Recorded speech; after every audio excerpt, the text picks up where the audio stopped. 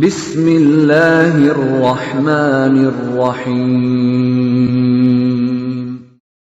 وَلْتَكُنْ مِنْكُمْ أُمَّةٌ يَدْعُونَ إِلَى الْخَيْرِ وَيَأْمُرُونَ بِالْمَعْرُوفِ وَيَنْهَوْنَ عَنِ الْمُنْكَرِ.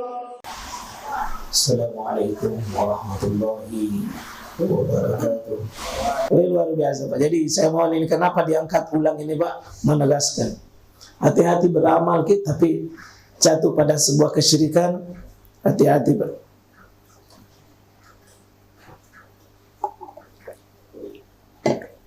Sudah berapa? Masuk yang ketiga,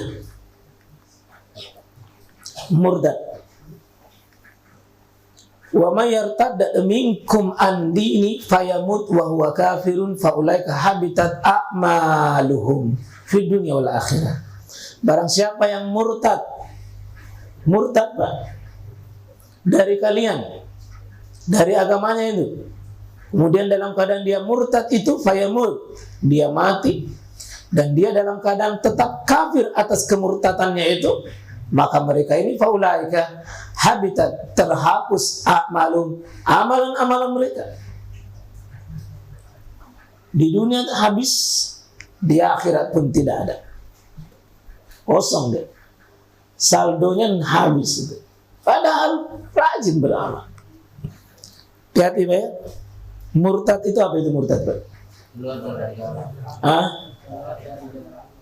Keluar dari agama Allah. Yang mana agama Allah? Islam. Hati-hati Pak, ada bagian dari syariat Islam yang sudah disepakati ulama baru kita keluar dari situ. Jangan dikatakan bahwa saya pindah agama. Enggak. Itu terlalu kecil Pak yang begitu. Kalau orang keluar dari agama Islam secara resmi baru pindah ke agama lain, terlalu formal itu Pak. Tapi sadarkah kita ada sebagian syariat kita tolak? Kita tolak. Lalu pilih yang lain.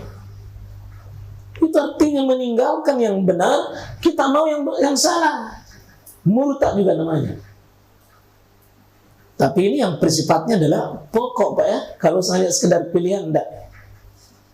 Yang sifatnya khilafiyah itu tidak. Yang masuk di sini kategorinya adalah murtad dalam artian menolak perkara-perkara yang sifatnya pokok. Dan hati-hati mati dalam keadaan murtad kecuali dia tidak kafir di sini sampai dia mati, ya fayamut, matinya mati dalam keadaan tetap murtad itu, ya. Seperti ada wanita yang tadinya sudah rajin menutup aurat, bertinggi, bagus jilbabnya, tiba-tiba ikut syubhat, mendengar informasi jilbab itu cuma budaya dan tradisi, dia lepas, murtad namanya. Dia mati dalam keadaan begitu, namanya menolak hukum yang sudah ditetapkan kewajibannya. Tidak ada perbedaan ulama, cuma teknis saja yang berbeda. Hati-hati, ini murtad. Ya. Apakah murtad dengan tahun baru? Bisa. Iya. Bisa dengan banyak ajaran-ajaran yang bisa membuat kita murtad tanpa kita sadar. Jadi murtad bukan cuma sekedar memproklamirkan saya masuk agama ini, saya masuk agama ini, enggak. Berikutnya yang keempat. Coba disebutkan 1, 2, 3 tadi Pak. 1, kufur. Yang kedua, syirik. Yang ketiga, murtad. Aman tidak? Masih aman? Nah sekarang ini yang keempat, melakukan bid'ah dalam agama. Bisa hancur juga. Ya. An Aisyah radhiyallahu anha qalat, ini istri Nabi sallallahu Aisyah mengatakan bahwa qala Rasulullah sallallahu alaihi wasallam bersabda, "Man ahdasa fi amrina." Siapa yang membuat ahdas, perkara baru. Nabi tidak lakukan, sahabat tidak lakukan, para tabi'in tidak jelaskan. Lalu fi amrina, dalam perkara agamaku.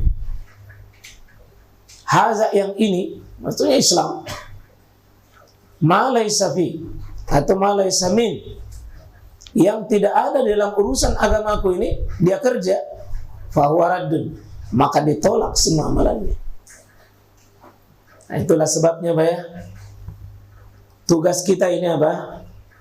Ikut sama Nabi Pak, ikut sama Nabi, ikut saja. Kita ini pengikut. Tugasnya pengikut, dahulukan itu yang mau diikuti. Jangan melombai dalam amal, jangan melombai dalam syariat, jangan bikin. Kapan kita bikin, kita lomba itu Nabi. Karena Nabi tidak pernah begitu, kita bikin. Ya, maka sholatlah, jangan sholat yang melombai Nabi. Dalam artian, jangan kau bikin gerakan sholat, jangan bikin bacaan sholat, bacaan dan gerakan sholatmu itu ikut sama Nabi.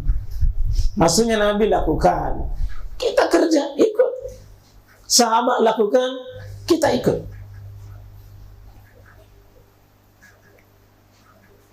Yang namanya pengikut Pak ya, ikut saja. Setia dalam mengikut. Jangan menjadi mubdi. Mubdi itu membuat perkara yang tidak pernah Nabi lakukan. Nah, ini bahayanya kalau kita ini tidak ada ulama yang berpendapat begitu, kita berpendapat begitu. Ya. Saya ulangi Pak ya, tugas kita cuma ikut. Coba Bapak kalau Bapak mau ikuti saya, Bapak mau ikuti saya atau Bapak ikuti seseorang lah, mau ikuti seseorang.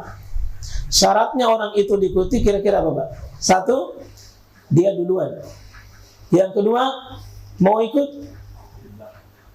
kita di belakang pastinya. Kalau dia duluan, kita di belakang. Apa yang kedua? Tahu jalan. Tahu lewat di mana itu tadi. Jadi jangan terlalu jauh. Dan kalaupun dia jauh, kita harus tahu lewat sini tadi orang itu ikut. Kalau Bapak tidak tahu, Bapak bikin jalan baru. Maka kalau mau ikut syaratnya tahu, harus ada ilmu. Maka dipastikan bahwa orang yang tidak belajar, tidak tahu informasi di mana alamatnya Nabi, jalannya Nabi, ini pekerjaannya Nabi, ini ucapannya Nabi, ini sunnahnya Nabi, pasti resikonya dia pasti bikin jalan baru. Pasti begitu. Lihat lagi Pak, kalau ada orang meninggalkan belajar, pastikan itu dia banyak bikin syariat baru. Karena pasti keinginannya mau, tidak ada ilmu, ya hal baru dia bikin. Nafsunya, perasaannya, kebiasaannya, tradisinya, itu jadi patokan. Oh dari dulu begini, oh kebiasaan begini, oh tidak enak kalau tidak begini. Awal nafsu namanya. Dalam berislam tidak. Tanya Nabi SAW, enak tidak enak, tetap ikut. Karena ini bukan soal perasaan yang ditanya. Soal, oh Nabi begini, cara salatnya Nabi begini, zikirnya Nabi begini, doanya Nabi begini. Bukan karena enak. Nah, datang orang itu biasa enak-enak, kurasa Ustaz jadi itu buku kerja. Oh bukan. Selama kurasa dibaca-baca yang begini, yang Ustaz dingin-dingin, kurasa kodon dalek nama Bapak. Oh ini sistem uji coba. Jadi kalau tidak cocok, tinggalkan. Padahal syariat. Ada orang begitu Pak, ya. Saya selama kuamalkan ini begini Ustaz, tambah naik di kodon dalek na Bapak. Jadi kupakai Ustaz. Apapun nyata Ustaz. Ya. Itu beragama dengan ukuran fakta. Ini ukuran dalil, bukan ukuran fakta. Kira-kira Pak, kalau yang paling banyak karena kita masuk di sini bid'ah dalam agama. Bikin perkara banyak. Ya, ada orang itu kalau sholatnya bagus, tapi ya bid'ahnya juga banyak. Dan banyak orang sudah tidak mau dikasih tahu ya bid'ah. Itu Ustaz desa yang bid'ah mau. Jadi belajar Thomas sedikit pakai halus-halus. Saya tidak bilang bid'ah, tidak sunnah. Padahal itu tonti. Karena takut kini bilangi beda, jadi saya tidak sunnah Pak. Itu artinya kalau bilang tidak sunnah, itu artinya apa? Bid'ah. Jadi cuma halus-halus sedikit. Yang paling sesuai sunnah begini, itu tidak sesuai sunnah. Halus-halus saja. Saya kemarin sholat di sini, di masjid itu dikasih tahu. Kan cara ruku tak itu, maaf ya. Cara ruku kan harus melihat kemana? Ke tempat sujud. Ada orang tua yang kasih tahu saya di samping. Saya tambahkan ilmu tadi, Pak. Mungkin kita belum. Apa dia bilang? Kalau orang sholat lihat ke sana Ki, karena di sana itu Ka'bah, bukan di depan. Saya bilang mati, tapi kuliah lihat ini itu aja. Tidak ada gunanya. Salui mau dijelaskan. Nenek sudah bungkuk-bungkuk nih, tapi di sampingku sholat. Kan kita begini sholat, dilihat itu tempat rukuk. Sesudahnya sholat, Pak. Saya sudah tua. Betul dah, nanti aku sudah tua. Saya kasih tahu, jadi tak bayang pada senatak. Kalau orang sujud, kalau orang berukuk, jangan melihat di depan, tapi lihat sana. Kurut ukak baik ya Allah. Cocoknya. Cocok Ka'bah ya Allah, tapi mana tuntunannya orang melihat ke depan? Ini karena tidak belajar, Pak. Dia pakai logikanya saja semata. Di sini. Ya, tapi tidak usah sebut orang itu supaya tidak menjadi masalah. Tapi kira-kira masjid-masjid itu. Ada juga tadi saya waktu di bawah ini di Kompleks Tonasa, cara meletakkan tangan, ternyata ada hal baru Pak sekarang katanya dari Pak Tareka. Ternyata dia simpan tangan, kan kita pada umumnya simpan di atas dada. Simpan di atas dada. Kalau dia tidak, seperti begini katanya. Dia bilang, ini hati. Hatimu. Ada yang Pak. Allah.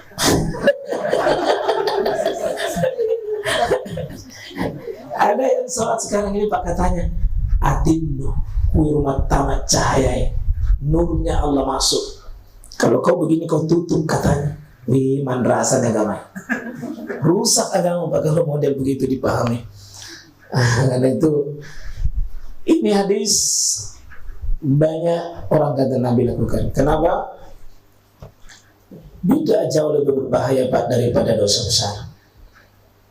Al-bid'atu ahabbu minal iblis minal ma'siyah. Iblis itu lebih suka pada pelaku bid'ah daripada pelaku kemaksiatan dosa besar. Kalau pelaku dosa besar, maksiat, membunuh misalnya, dia bisa bertobat Pak. Berzina dosa besar, itu dia bisa bertobat. Kenapa? Secara naluri dan perasaan itu bertentangan. Kalau ini susah orang bertobat kalau bid'ah, karena dia anggap itu baik menurut perasaannya.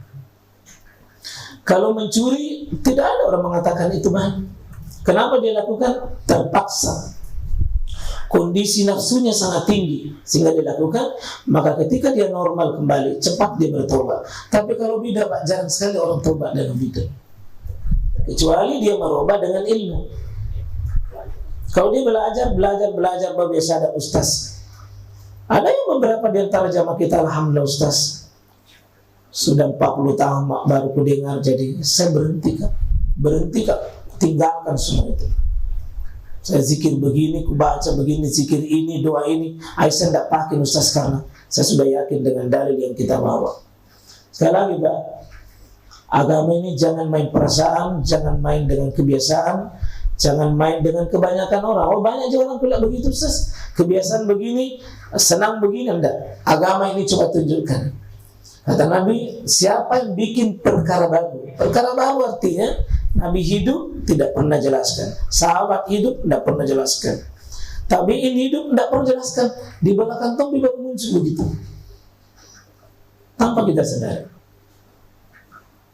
Termasuk yang masjid yang sering saya dengar itu kalau mau sholat berjamaah, as-salatu jami'ah rahimakumullah. Itu coba tunjukkan mana dalilnya orang begitu. As-salatu jami'ah rahimakumullah. As-salatu la ilaha illallah. Tapi syukur-syukur nih Pak, sudah tidak banyak nih jawabannya. Mungkin 1-2 menit. Sudah 3 imam saya begitu. As-salatu jami'an. Kalau orang jadi imam, suruh saja atur safnya, lurus rapat. Kenapa dikasih tahu as-salatu jami'an? Apa fungsinya? Mari salat berjamaah. Nah, dari tadi saya datang. Mau apa? Mau tahu takbir as-salatu jami'an. Nah, dari tadi saya berjamaah ini. Coba ya, Pak. Mungkin karena dia tidak pernah pelajari apa fungsinya itu as-salatu. Itu as-salatu jami'an pernah Nabi ucapkan, tapi itu tukang azan panggil orang berkumpul untuk datang ke di masjid untuk salat yang tidak ada azannya dan tidak ada waktunya. Maka Nabi menyuruh panggil salatu jami'ah rahimakumullah. Mari berkumpul karena kita mau salat. Tidak ada azannya, tidak ada waktunya. Maka dipanggil as-salatu jami'ah rahimakumullah. Kalau ada azannya, ada waktunya, sudah berdiri, ngapain dipanggil? Ya ada juga saya lihat kreatif sekali Pak. Digabung 10.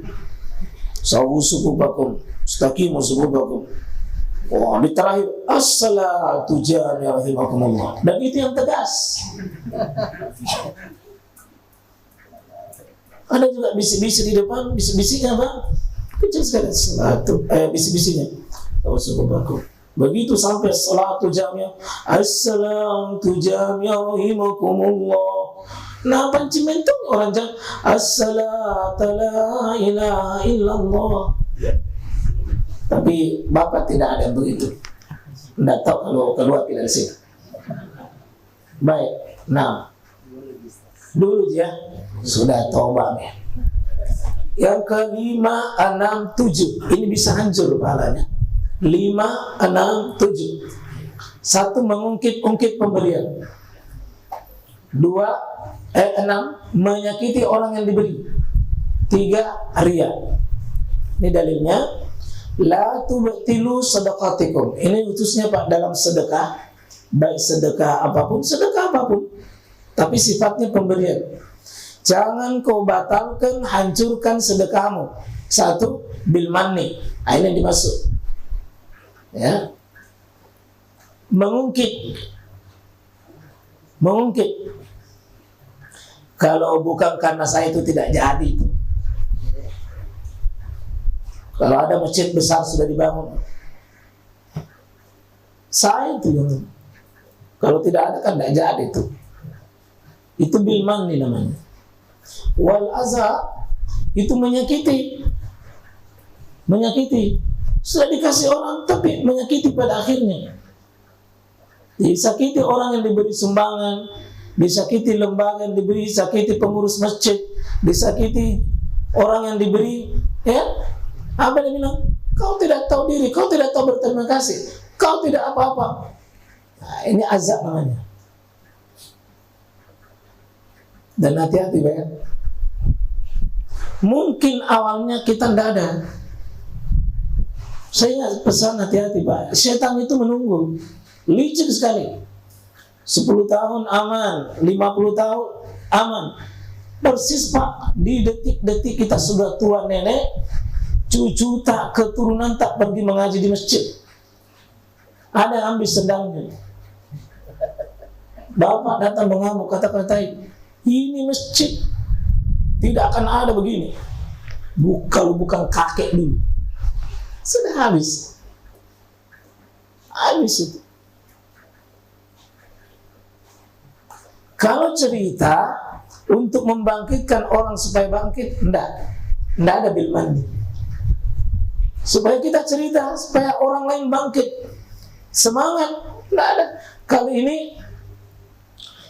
mengungkit dengan artian mengarah menyakiti. Kalau disebut-sebut itu beda Pak. Beda. Ini kalau mengungkit mengarah kepada sesuatu yang negatif. Ya. Ini bedanya. Wal azab menyakiti. Hati-hati. Nah, ini yang paling sering setan manfaatkan di sini. Sudah pemberiannya dulu semua disebut. Nah, daftar semuanya. Ya. Dan yang ketiga disebutkan kalladzi yunfiqu malahu riya'an nas, seperti layaknya orang berinfak dengan hartanya dalam keadaan berpenyakit riya'an nas, untuk kena penyakit riya. Dia bersedekah tapi riya, habis itu. Jadi ini yang bikin nanti celaka di akhir apa ya? Banyak orang merasa bangga dengan pemberiannya, merasa bangga. Karena itu ulama ajarkan kalau kita sudah bersedekah, seperti kita buang air dan buang kotoran itu di WC. Jangan pernah tahu di mana pergi. Ya. Tetapi orang yang diberi amanah, ya harus ada tuntutannya juga dalam ilmu lain. Ya, tuntutannya adalah kau catat, kau bukukan, ada dalam sistem yang disebut dengan transparan, bisa dipercaya, bisa amanah. Ya, itu tetap ada hal-hal yang tuntutannya dalam supaya orang tidak menimbulkan.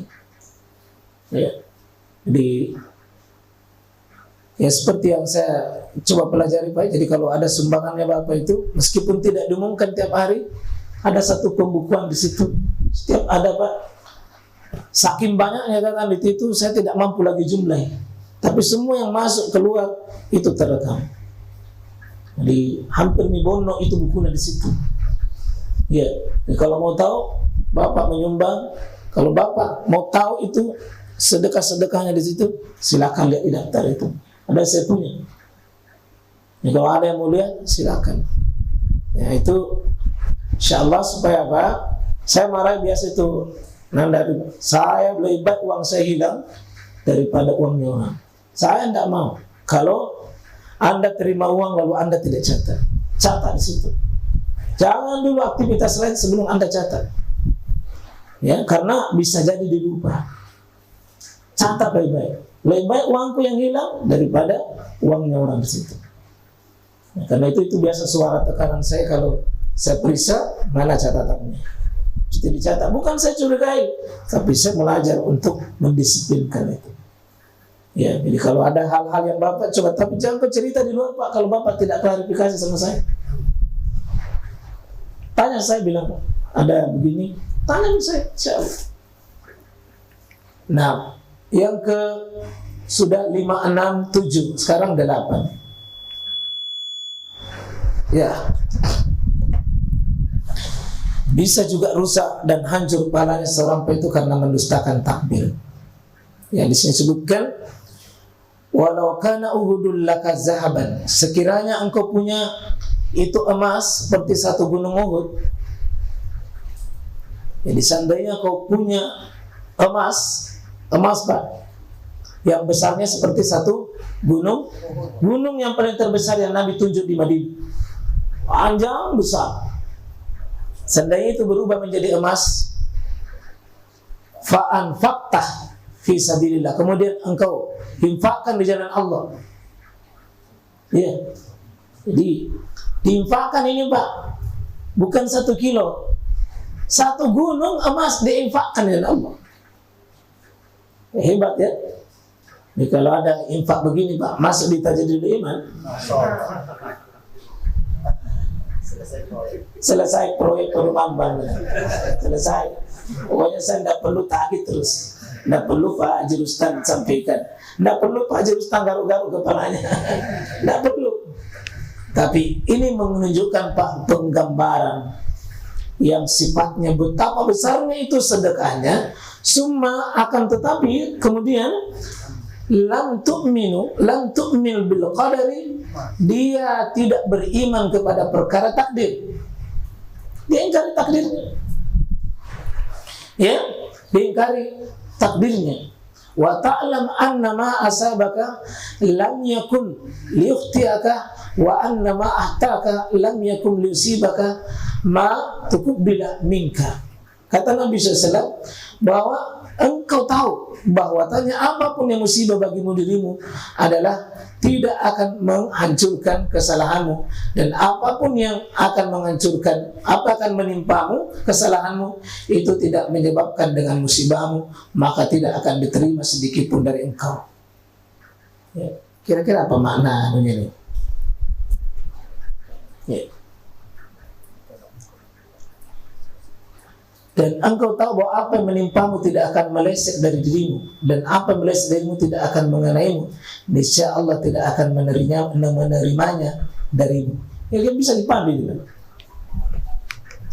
Jikalau engkau menginfakkan emas sebesar gunung Uhud di jalan Allah SWT, kemudian engkau tidak beriman dengan takdir, dan engkau tahu bahwa apa yang akan menimpamu tidak akan meleset dari, ini harus diyakini maksudnya, Pak. Harus diyakini bahwa apa yang akan menimpamu tidak akan meleset dari dirimu. Harus diyakini. Apa yang akan menimpa saya tidak akan meleset dari saya. Tidak akan meleset. Cuma wajib usaha kan? Karena kita tidak tahu apa yang menimpa kita. Seandainya kasih lamanya mungkin Allah ya. Untuk apa berusaha? Tapi Allah tidak kasih tahu kita. Cuma apa yang mau menimpa kita besok, lusa dan seterusnya tidak akan meleset dari kita. Dan apa yang meleset darimu, maksudnya memang tidak akan kena dirimu, tidak akan kena dirimu, tidak akan kena dirimu, ya tidak akan kena kamu. Karena memang takdirnya tidak begitu, tidak begitu. Iya. Tiga ini maksudnya tadi. Tiga ini maksudnya, satu berinfak dengan sebesar apa tadi ini? Berinfak dengan ini, lalu ini harus persyaratannya untuk diterima ini. Untuk diterima infaknya yang sebesar satu gunung emas ini, tiga persyaratannya. Satu, kau harus beriman dengan takdir. Ditambah dengan kamu harus tahu bahwa apapun yang memang sudah takdirmu begitu, tidak akan keliru, tidak akan salah, tidak akan meleset maksudnya. Tidak akan meleset, Pak. Jadi itu bagusnya, Pak. Kalau kita orang Bugis dulu, kalau ada yang terjadi, kan kalau orang Arab dan Nabi mengajarkan kita qadarullah, kan? Begitu terjadi sesuatu langsung kita bilang apa? Qadarullah, itu artinya ini takdirnya Allah. Langsung tenang. Langsung kita sepakat, ini memang Allah punya program. Sudah, kita sepakat dengan Allah. Kalau orang Bugis, iya metoro totoko. Totonu metuyaro. Totonu itu. Artinya memang itu takdirmu. Tenang. Maukah mengeluh tidak ada gunanya. Maukah apa sudah begitu kenyataannya. Tidak menyalahkan. Untuk bisa diterima takdirmu, untuk bisa diterima ini tiga mesti tiga. Infakmu, kau beriman sama takdir. Kau beriman sama takdir, dan kau beriman apapun yang akan menimpa dirimu tidak akan meleset. Dan apa memang yang bukan ditentukan begitu. Misalnya kebakaran semua satu rapuh kali, tiba-tiba memang Allah tidak takdirkan rumahmu terbakar. Tidak. Tidak akan kena. Sebaliknya, kamu sudah periksa mobilmu, sudah periksa motormu, olinya bagus, seluruh perangkatnya bagus, remnya bagus, tapi pas kejadian, Pak, belum itu remnya kita kena. Bilang oke saja, qadar Allah, ini takdirnya Allah. Ya, seperti jamaah haji yang baru-baru tidak jadi berangkat, mau ki pusing, mau ki stres, sudah manasi sekian lama, sudah ada kopornya, sudah ada perlengkapannya, sudah diumumkan lagi sama keluarga bila mau satu kampung tahu, tiba-tiba tidak jadi. Ya sudah kan, sudah berusaha, dan kau harus yakini bahwa tidak akan meleset pada dirimu yang sudah takdir kamu. Yang bilang, baca aku nampakkan makanan Allah Ta'ala siri-siri kumugodong. Oh, tidak boleh. Tidak boleh. Yakin kita dengan takdir apa itu. Mari kita latihan di sini, Pak. Jangan-jangan masuk ke di sini, banyak di sini. Ya, kita sering menyalahkan yang sudah terjadi karena aku bilang memang dari dulu saya kasih tahu begitu. Nah, ini bisa jadi, Pak, bagian daripada penolakan dengan takdir.